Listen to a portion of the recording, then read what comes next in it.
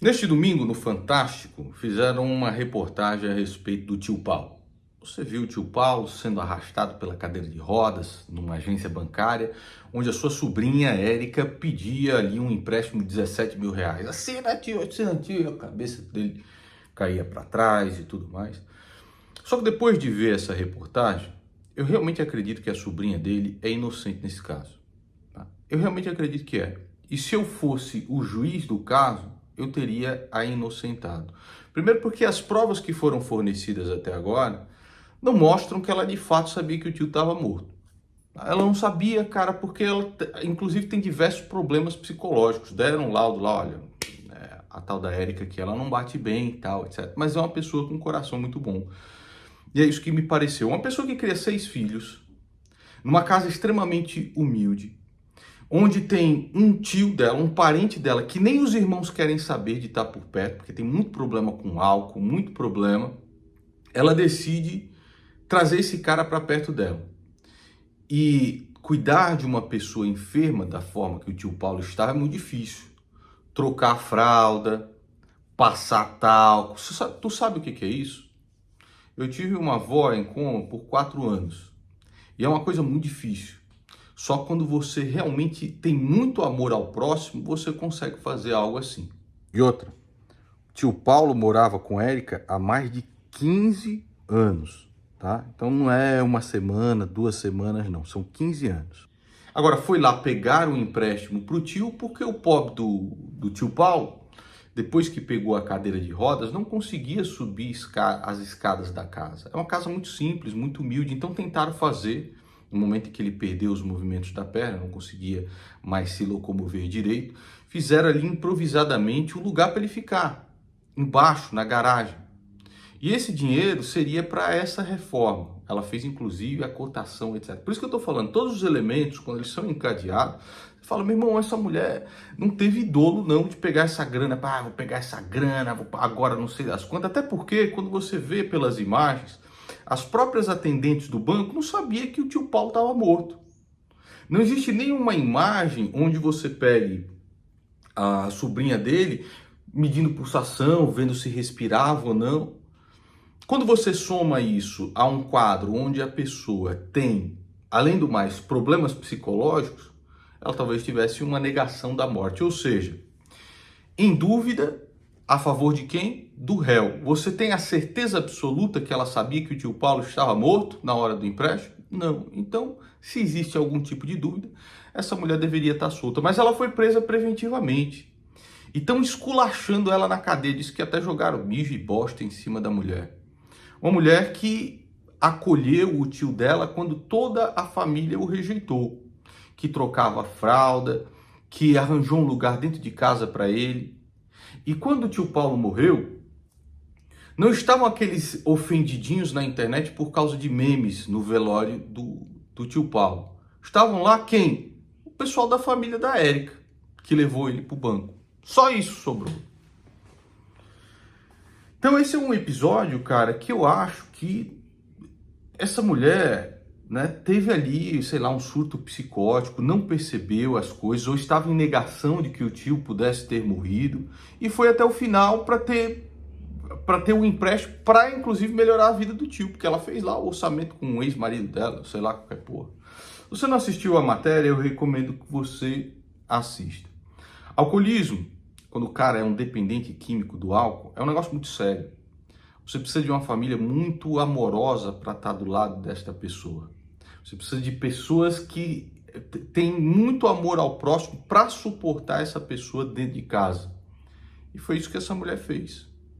Agora, existem casos onde aí realmente você só vê maldade, como por exemplo, esse camarada aqui, ó, o filho mata a mãe, matou a mãe com diversas facadas, cortou a mão dela para sacar dinheiro em Salvador. Cortou a mão para poder tirar um dinheiro no banco. Tá aqui o outro. Jovem mata e decepa a mão da mãe para tirar dinheiro em banco da Bahia. É só você procurar essas histórias aí. Eu acho que é diferente do caso da dona Érica aqui. E aí, depois que aconteceu essa história absolutamente bizarra, que parece com o filme O Morto Muito Louco, se você não assistiu na sessão da tarde e tudo mais, passava. Muita gente achou aquilo cômico e deu risada pra caralho. Mas puta que pariu, não acredito, tá fazendo tio Paulo. Ah, puta merda. E os memes que apareceram disso eram realmente memes engraçados, como por exemplo o Lula segurando a mão de Alexandre de Moraes para assinar um negócio. Os caras até apareceram com o Funko do tio Paulo. Isso deve ter sido feito por inteligência artificial, alguma coisa do tipo, porque eu não acredito que vão vender uma merda dessa. E eu vou confessar pra vocês que achei esses memes engraçados pra caralho, meu irmão, mas eu dei risada com essa porra, que eu quase só faltei me mijar aqui, né, de tanta risada que eu dei. É claro, para que você possa rir de uma coisa dessa, você se distancia do fato em si. E você abstrai esse fato como se fosse algo surreal, como se algo que não tivesse nem existindo. Talvez exatamente como a senhora Érica se sentiu ali ao ter que segurar a cabeça do tio morto, sem saber que de fato ele tinha morrido. E já foi condenada por isso, inclusive com a prisão preventiva, que eu acho que não cabe neste caso da tia Érica. Agora vejam como são as coisas. No caso do Fefe, pé na tábua, Fefe! No pé na tábua, o Fefe não fez o bafômetro, saiu de boa e ofereceu um salário mínimo para a família do motorista do Uber que ele matou.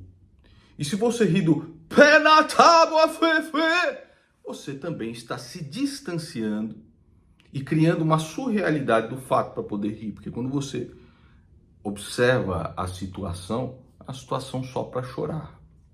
Na verdade, assim como o caso do tio Paulo, uma vida miserável, uma vida abandonado pela própria família, e o que sobrou para ele foi simplesmente só a sua sobrinha. Então, quando você ri de uma situação dessa, significa que você se distanciou tanto dela que você não consegue ver mais as pessoas, você só vê a surrealidade do fato. E assim eu fiz, porque eu mesmo ri pra caralho. Agora, existem diversas pessoas na internet que se colocam na posição também do seguinte, do julgador. Existem 3 hipóteses para você nessa história toda do tio Paulo, se você viu os memes da internet, se você riu, se não riu, etc. Existem 3 hipóteses para você. Primeiro, você realmente se sentiu compelido com a história do tio Paulo, achou aquilo um absurdo e você se sentiu ofendido com qualquer pessoa que fez um meme a este respeito. Mas para que isso aconteça, necessariamente, você não pode mentir para você mesmo. A morte do tio Paulo estragou o seu jantar? A morte do tio Paulo estragou o seu almoço? Ele pergunta seriamente. Porque talvez a única coisa que você esteja fazendo é parecer ser virtuoso no ambiente virtual. Você fala, essas pessoas que riram disso já perderam a alma, já perderam completamente a alma, vocês já estão no inferno e tudo mais. E eu respeito a sua opinião. Não tem problema nenhum em pensar isso. Mas será que você criou um construto simplesmente para demonstrar a sua virtude na internet? Porque se você não criou e você é assim de fato, a morte do tio Paulo estragou o seu almoço, estragou o seu jantar. Ou você comeu normalmente? Responda sinceramente para mim. Na segunda hipótese, você é realmente só um bosta hipócrita. Você achou todos aqueles memes engraçadíssimos, também você deu risada. Mas quem é que estava espalhando esse meme? Eu não gosto desse meme, seu filho da puta de merda. Como é que você fala isso com o tio Paulo? Talvez você seja um desses hipócritas de merda. Eu, por exemplo, ri para caralho do padre do balão. Puta merda, o padre do balão pra mim... Na verdade, eu rio até hoje. Quando eu lembro que o filho...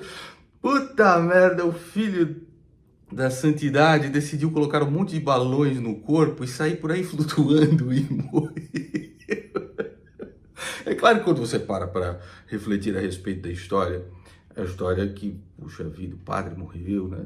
Mas não deixa de ser engraçado. Assim como também, aposto que se o tio Paulo estiver nos observando de qualquer outro lugar, ele está achando a história bem engraçada também. Ele mesmo está dando risada. Porque a morte, ela é terrível para nós que ficamos aqui. A vida inteira sendo rejeitado pela sua própria família por causa do alcoolismo, por causa das condições que tinham, nem os próprios irmãos foram no seu velório. E agora, de repente, aparece um monte de gente que nunca se preocupou com o tio Paulo, que nunca viu ele alcoólico, problema alcoólico, nunca teve que trocar a fralda do tio Paulo. Se tivesse que trocar a fralda do tio Paulo, mijado, cagado, não foda-se essa porra, não, porra, manda pra algum lugar, manda pra casa de apoio, puta merda, não, puta, joga ele na rua, cara, que alguém vai recolher na Santa Casa, não faz isso. É por isso que eu estou falando que todas essas situações, quando colocadas sob perspectiva, elas corroboram com a história de que a pobre da Érica, na realidade, não percebeu que o próprio tio estava morto. E se existe dúvida, em prol do réu, em prol dela. Mas enfim, talvez você seja só aquele cara que viu o negócio, viu os memes, puta, ele aqui com o Alexandre de Moraes. Vocês estão rindo de tio Paulo, vocês estão só fingindo moral na internet. E talvez você seja simplesmente um filho da puta que usa essa história toda para atacar aquele que você não gosta. Por exemplo, eu achei aquele meme do Funko, do tio Paulo, eu achei aquela puta merda, eu ri demais daquilo. E aí, eu compartilhei na minha comunidade. O que eu recebi de mensagem, gente falando, então eu vou zoar a morte do seu filho, então eu vou zoar a morte do seu pai. Quando zoa a morte do seu pai e do seu filho, você não gosta, né, tal. A única coisa que você quer é usar uma história pessoal, fala a verdade, para poder tentar me atingir o máximo possível. Para tentar usar a minha família para me destruir. Mortes que aconteceram na minha família para me destruir. E aí, se você vê um pretexto, que foi o caso da morte do tio Paulo, você usa esse pretexto, então vou zoar o seu filho, vou ser o filho morto, vou zoar o seu pai morto. Na realidade, você não achou nada engraçado nessa história. Você só quer ter uma justificativa para poder, para poder fazer todo tipo de maldade que o seu coração perverso, inundado pelas trevas, deseja. Porque você não gosta de mim por uma série de motivos. Talvez eu falei do seu black metal, talvez eu falei do seu político de estimação, talvez eu falei do seu carguinho que você almeja como vereador ou qualquer bosta do tipo. Talvez eu falei uma verdade a respeito do seu próprio comportamento ou do comportamento de alguém que você segue, que é um bosta. E aí você quer só uma justificativa para poder pegar coisas ou tragédias pessoais da vida de uma pessoa, por exemplo, a morte de um pai, a morte de um filho, para poder atacar essa pessoa. E aí usar o tio Paulo como justificativa, como ponta de lança, para que ele possa testificar pelo seu coração perverso, maligno e completamente corrompido. Porque o que eu recebi de mensagem, quando eu postei esse negócio, eu recebi de mensagem, e seu filho morto? Ele está morto como seu filho, ele está morto como seu pai. Você está só justificando o seu coração perverso. Agora, eu não posso impedir você de achar engraçado o que quer que seja. Pode ser da perversidade que for, não posso impedir você de ser engraçado. Ou de achar engraçado alguma coisa. Só que, fale a verdade, você só faz isso para tentar justificar o seu coração perverso, maligno, inundado pelas trevas, provavelmente de um político bandido que você idolatra. É ou não é verdade? Eu sei muito bem. Agora, se vocês acham que fazendo este tipo de coisa, vocês vão me fazer retroceder, recuar, eu aguento isso desde 2015.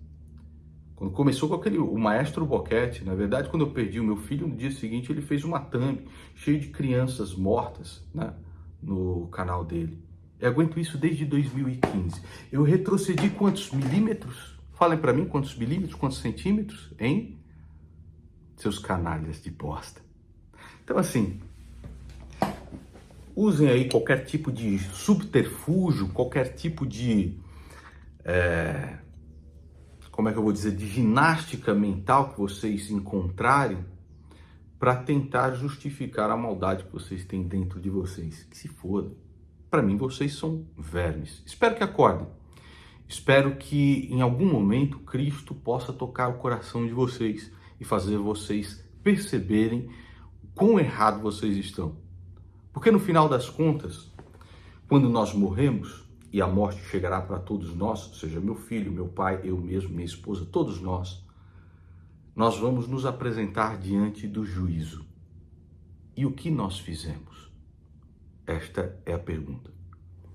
Eu vou deixar você, guerreiro da virtude, guerreiro da moral e dos bons costumes, uma pergunta séria. A morte do tio Paulo estragou o seu almoço? Estragou o seu jantar? Talvez você seja só mais um hipócrita de merda. É isso aí.